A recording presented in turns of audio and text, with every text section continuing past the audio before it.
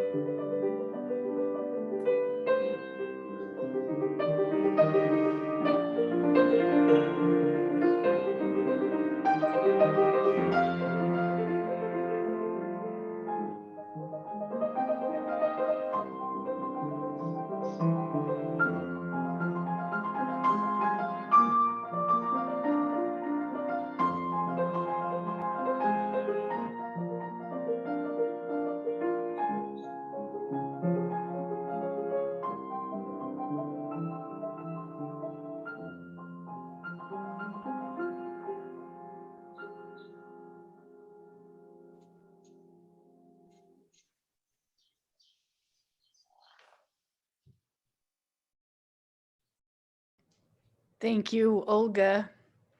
And Jeff, what a lovely piece and so beautifully played. Good morning, everyone. Welcome to Sunday worship on this suddenly summer morning. I invite you to ground yourself on the earth and enter into worship this morning as I light the chalice with the words by Maureen Killoran. In this free church, we come together without creed, focusing instead on the core values of justice, equity, and compassion, of mutual acceptance of our diverse ways of being, as we seek to connect ourselves more fully with the unfolding truths of life and our world. We come together in shared conviction that all people deserve a voice in matters that concern them and that it is up to each of us to protect the rights of all, particularly those who, for whatever reason, have long been held in silence. We come together in the stubborn belief that community is possible and that peace is more than a dream. We come together and commit to affirm in our actions as well as our words the inherent worth and dignity of every human being.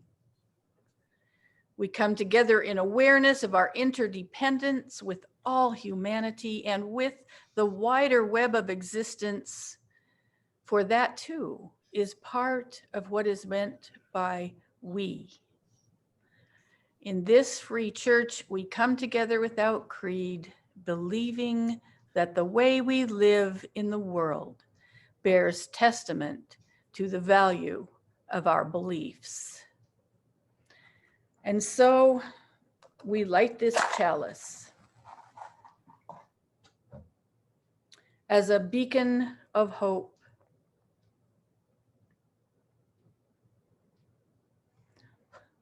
for those who have gathered here this day, and for all who have ever walked through our doors, physical or virtual, for those who may yet find this spiritual home, and for those whose paths will never come our way. For all this and for all those things we dare to hope and dream, we kindle our chalice flame this day. Our opening hymn today is Gather the Spirit.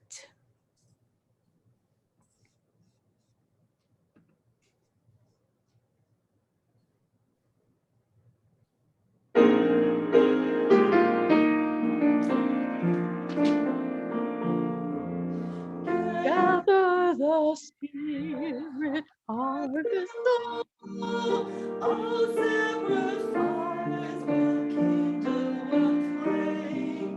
Witness the mystery of His love. Trials that light appear all the same.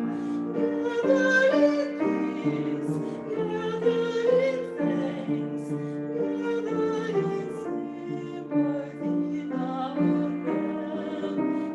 Gather in hope, compassion and strength. Gather to celebrate once again. Gather the Spirit, love and wine. See through the soul we are laid in store. Nurtured in love and conscience refined, with body and spirit united once more. Gather in peace, gather in thanks, gather in sympathy now and then. Gather in hope, compassion and strength. Gather to celebrate once again. Gather the Spirit growing in all, drawn by the moon and fed by the sun. Winter to spring and summer to fall, the chorus of life resounding as one. Gather in peace, gather in thanks, gather in sympathy now and then. Gather in hope, compassion and strength. Gather to celebrate once again.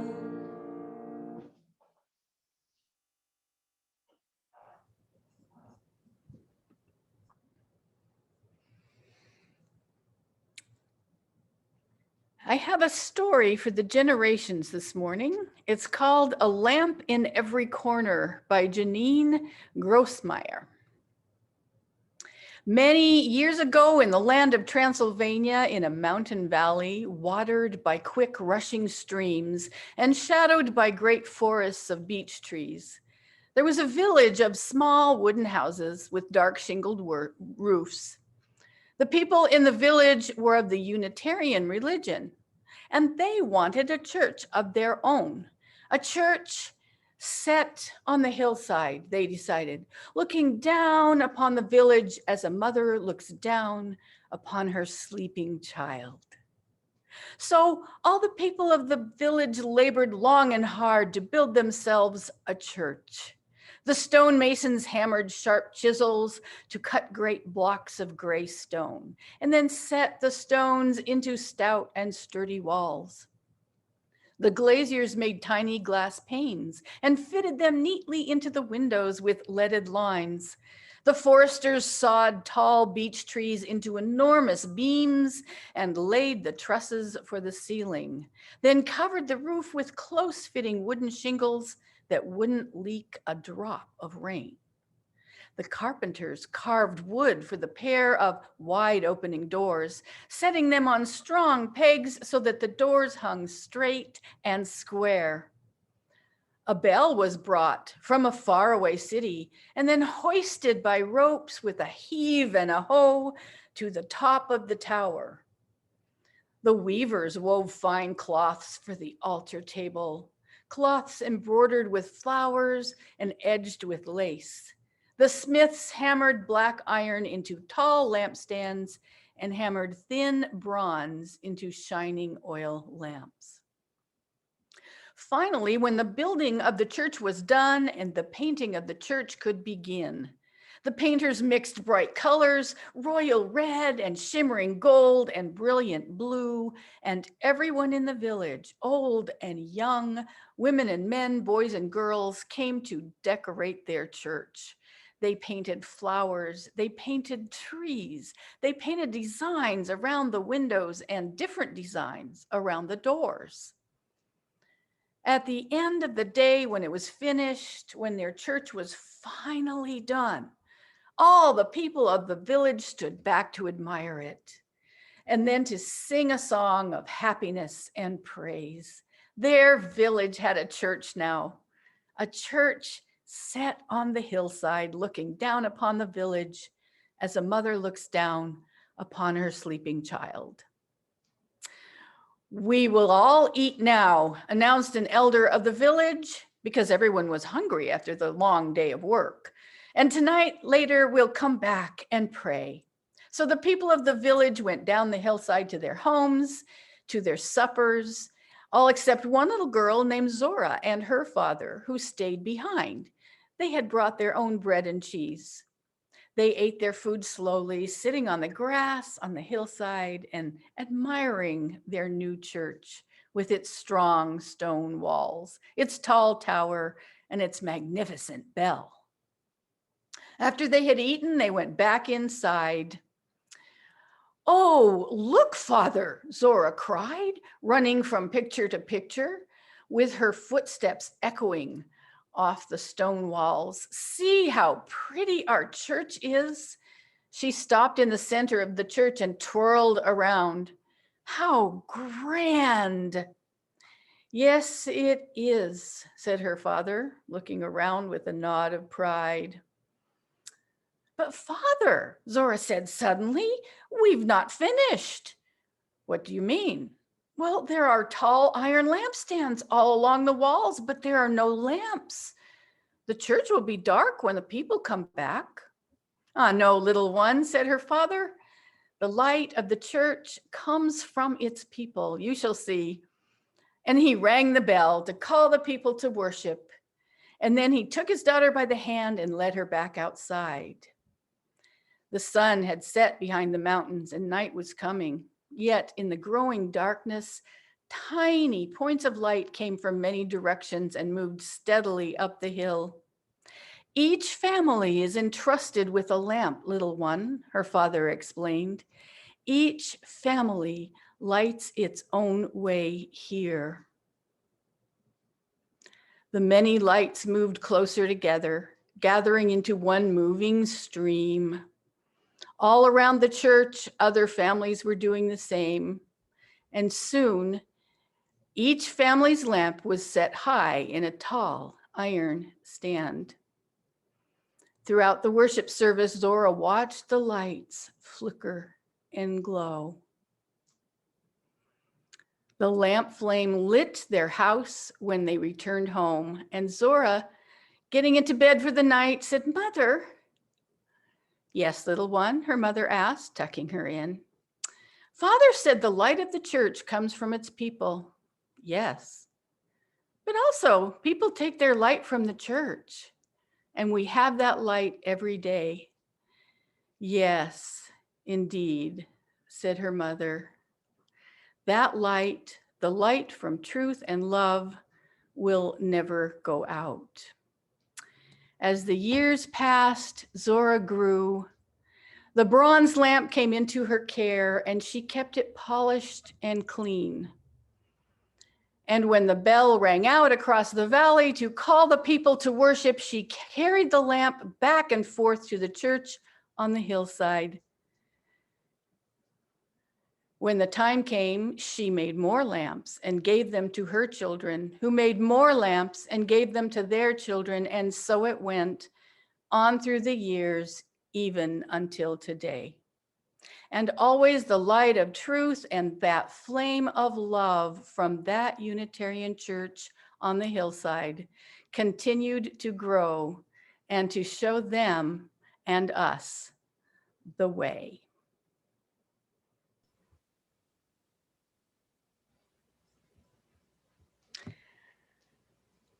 Let us hold each other in love this morning, and all of the joys and sorrows that we still hold in our hearts.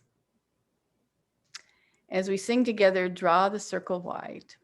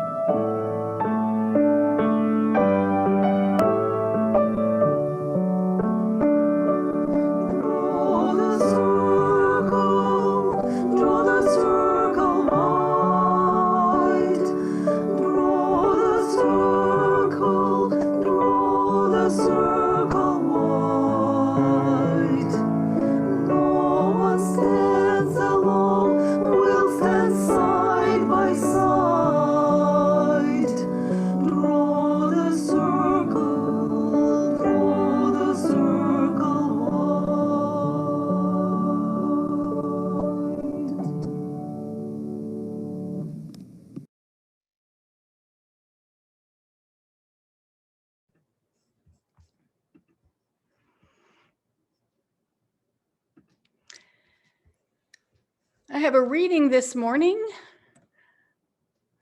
by Marcus Hartleaf called "The Grout." He says, "The Unitarian Universalist congregation where I served as an intern made a mosaic tree of life the summer before I arrived. Congregants of all ages came together to craft the tree's leaves, using bits and pieces of broken ceramics, jewelry, glass, and stone. There are many precious personal items in the tree, including fragments of the Berlin Wall, a father's watch face, pieces of great-grandmother's china, and a key to the front door of a loved home. Like the members of the community that brought them together, each part is imbued with memories and meaning. Each fragment holds a piece of the truth." Unitarian Universalists are mosaic makers. We are a people who bring together the broken pieces of our histories and the shining pieces of our seeking, and piece by piece create a mosaic religion. Our tree of life is found in the stories of our living tradition. The bead from a transformational moment of worship at a youth conference. The bit of paper stamped with the blazing emblem of the Unitarian Service Committee that saved lives during World War II. the button or patch on a backpack that proudly proclaims the first justice issue that lit our souls on fire. But our mosaic making tells another story too, one that is often more difficult to see, one that is essential to the purpose of religious community, one that lies not in the beautiful and broken bits and pieces, but in the grout.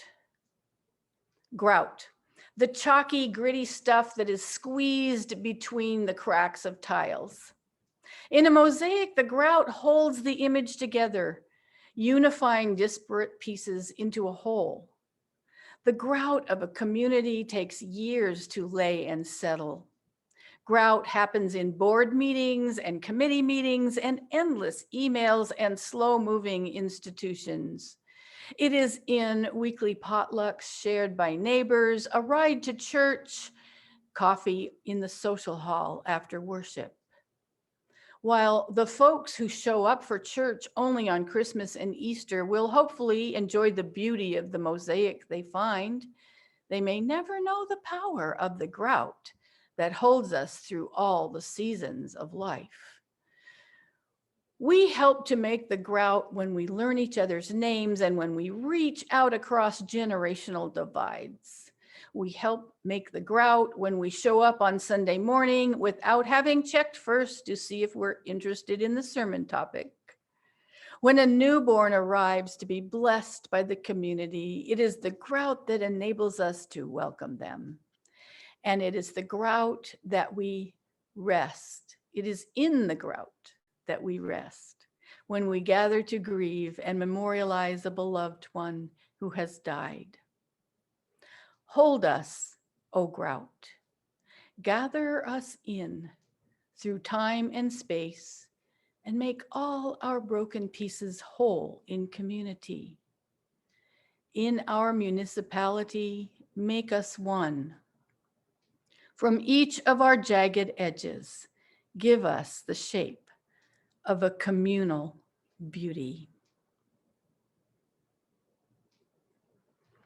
And now it's time to gather our weekly offering, but before I announce our half plate for June, I would like to mention that a couple of months ago, when I came back from sabbatical, we did a half plate to donate to Reverend Abigail's charity of choice, which she has chosen. We have $132.50 that is going to her charity, and I would like to read you the thank you note she sent.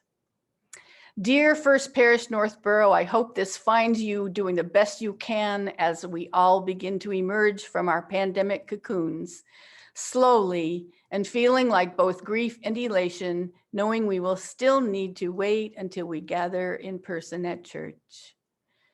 Many of my colleagues did not have the remarkable gift you gave to yourselves and Reverend Lynda of a sabbatical time. Providing for sabbatical time is the context and covenant of a ministry, recognizes that in order for love, creativity, and vitality to thrive, a leader's well-being must, like all gardens, be tended well and nourished with a season of rest. The collection you took up for a donation of my choosing went to a fund at the Unitarian Universalist Ministers Association called the Sustainability Fund. The fund was recently created to provide small grants during these challenging times, intended specifically for self-care and spirit tending in whatever way is needed. Available to members of our professional association who are especially impacted by the pandemics of COVID-19, racism, and oppression of many forms. Actively caregiving children or elders, community ministers, or underemployed members and ministers in congregations that have significant budget cuts due to the impact of the virus. The anonymous colleagues who will receive this gift are grateful, as I am, to you for your generosity with money and spirit. Blessings be with you all and with Reverend Lynda as you continue this journey together in peace, Reverend Abigail. Our In June, we share our offerings with the UUA General Assembly Fund, which will be shared by the Living Tradition Fund, the Katie Tyson Fund for Youth and Young Adult Ministries, Side with Love, and the Milwaukee Inner City Congregations Allied for Hope. And there is a link in the perspective to where you can read more about those if you want to. Please give generously. Our offertory is by Alea this morning. Hello, my name is Alea Phillips, and I'm going to be playing Concerto in G minor by Vivaldi.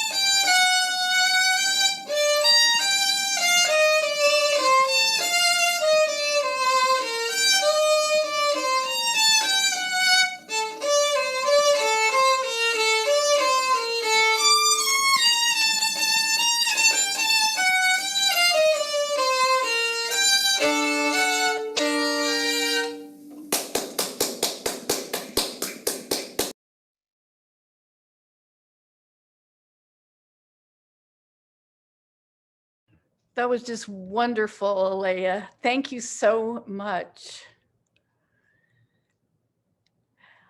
All this year, we've been planning, actually for a couple of years, we've been planning to celebrate our 275th anniversary as a church here in Northborough. Things have not gone exactly as we planned this year. However, we have lifted up throughout the year stories and curious questions about our church. We have wonderful display in the sanctuary, and I have been told that people who go into the sanctuary to work on things often go around the room and read the history. It's fascinating. It's a beautiful display. Nancy Bowen said, "The purpose of church is to heal the consequences of lovelessness and injustice in the hearts and souls of our members, so they might heal the community and together heal the world." First Parish Northborough has been fulfilling that purpose for 275 years. That makes this holy ground. We are rooted in this holy ground, and I am not just talking the dirt underneath the church building. We are rooted in the fertile soil of word and deed and hopes and dreams. Living in an often unloving and unjust world can be painful in so many ways. And yet this congregation has come back time and again to that sense of community that was written into their first covenant, to walk toward each other in love.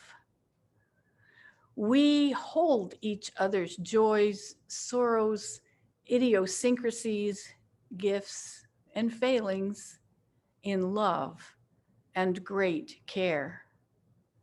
Beloved community works together to heal hearts and souls. I have to say that in years past, when I have been handed at a busy time of year that thick annual report, I have not always read every word. But this year I did, and I went back and reread because it is amazing. It is amazing how we have worked together this year and helped each other and our community through the challenges. This is what we do when times get tough. It's in our congregational DNA. That light that Zora longed for and found and took to church lovingly and brought home, that light still glows steady here at First Parish. The light of truth and the flame of love from our Unitarian and now Unitarian Universalist Church on the hill has continued to grow. The example of our ancestors continues to show us the way. I'd like to read a little experience reported by Erica Hewitt. She says, "Worship was my first language. I began attending church in utero, and I still love going to church. It's a marvel to me. Would you look at us?" I think to myself every Sunday. Despite the other options, all of us chose to be together today. Everyone here needs something or knows that someone else needs us, or both. On my last trip to New York, I attended worship at a well-known progressive Christian church. Despite being warmly welcomed over and over by the greeters, by the family sitting behind me, and by the lead pastor, I couldn't shake that guest feeling. The more I watched people exchange easy intimacies of friendship, the more I felt like an outsider. It didn't help, and it took me a long time to realize this, that I had unwittingly seated myself in pews reserved for the children's choir. They didn't seem to mind, so I stayed put. Worship began. We sang, we prayed. The children clattered up to the chancel and sang their hearts out as we rocked and clapped and sang along with them. Shortly after they'd settled back around me, the pastor invited the congregation to say the Lord's Prayer in any language or words that were meaningful to us. Ever-loving and holy God, hallowed be your name. Your reign come. As I recited the prayer, I closed my eyes until I felt someone's hand slip into mine. Give us this day our daily bread and forgive us our sins. The small brown hand curled around mine belonged to an 11-year-old boy, the same child who, when I whispered, "Great job," to him after the choir's piece, had shyly looked at his shoes. But as the congregation prayed out loud together, all of us, I could now see, holding hands across the sanctuary, he had confidently reached out for the hand of a stranger. That matter-of-fact gesture, "I may not know you, but this is what we do here," was an announcement of belonging. It claimed me as part of something larger. After the congregation's unison amen, I continued my own silent prayer. I trusted that you were here, gentle one, moving within and among us. But thank you for showing yourself in the hand that reached out for mine. Would you look at us, gentle one?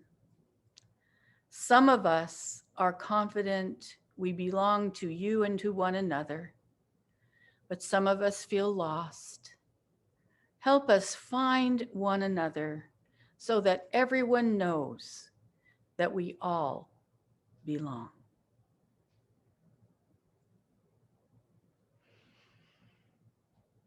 Amen and blessed be.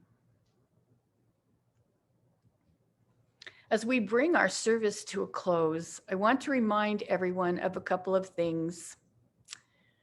If you haven't seen it already, please look in your perspective for the announcement about filming a video for our virtual flower communion. And after this service, annual meeting will commence at noon right here on this same Zoom link.